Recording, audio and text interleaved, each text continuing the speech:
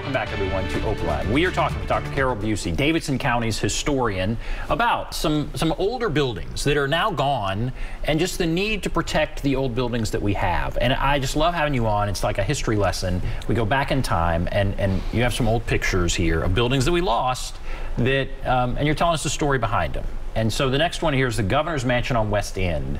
And here's the picture. What's the situation here? Now, this is a story that a lot of Nashvillians will probably remember because it became very controversial. It was one of many beautiful old houses along West End Avenue, which became the fashionable part of town around the turn of the century. And so for a good long while, Tennessee's governor didn't even have a governor's mansion, but they had a governor's mansion down where the War Memorial Building is, and then the state bought this house for the governor's mansion. Well, this house was not big enough and not modern enough, so at another point along the way, they decided the governor needed a different kind of house for the entertaining a governor of Tennessee had to do. So they found an ad in the want ads of the paper for a house on Curtiswood Lane over in Oak Hill that had belonged to one of the National Life and Accident Insurance Company executives, Ridley Wills, and they bought that for the governor's mansion. So here is this governor's mansion, a beautiful, elegant, turn of the century, early 1920s house that is now for sale. And the state has decided to sell it to be torn down and replaced with a Popeye's chicken fast food restaurant. And this really created all manner of news. This was big news. Some of you will remember that at one of News Channel 5's competitor stations, WSMV television, they had a folksy reporter named Huell Hauser. I think I have a picture of Huell there beyond the governor's mansion. And Huell Hauser had the very great job of going out and collecting folksy stories and interviewing real life people, and people in Nashville and the surrounding counties adored Huell Hauser's stories. So Huell Hauser is going down to report on this, and he's really outraged at what he sees taking place, and he makes that very clear to his television audience. He takes a very strong opinion that this building should be saved. There was a group of people in town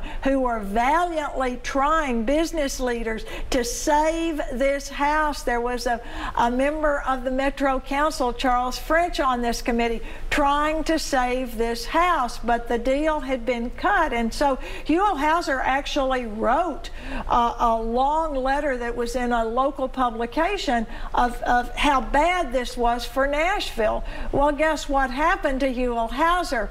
He was suspended from his job for 30 days without pay. Oh, no. News reporters are not supposed to take positions on political issues, particularly one as contentious as this with the preservationists versus the modernization people. And so Popeye's Fried Chicken was built there.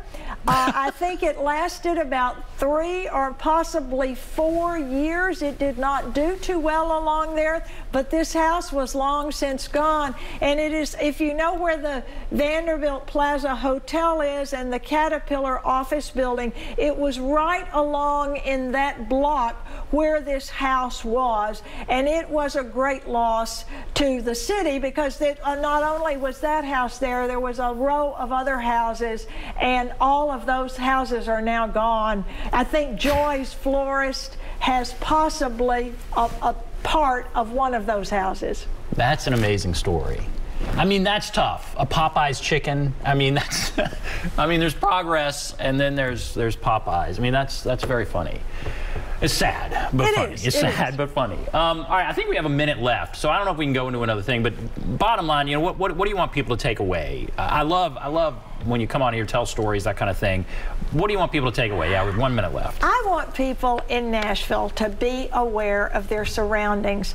You know, since the stores started opening on Sunday, when the Blue Laws were disbanded with, we got professional sports here on Sunday. We had here in what was referred to as the Buckle of the Bible Belt all these beautiful churches, and now we see congregations really in danger of closing, and these church properties are definitely those who have smaller congregations than they had in the 50s. We're seeing those church properties really going on the market. There is a church on Hillsborough Road that is a very elegant church that has a for sale sign on the property. The congregation is still meeting there, but there is a for sale sign on the property. And my concern is that we're losing the stories of those congregations because they're not being passed on, and they're not being written down before the church ends up leaving that place. So okay, I'm concerned about those You're concerned buildings. about the churches. All right, we will take a break, wrap everything up right after this.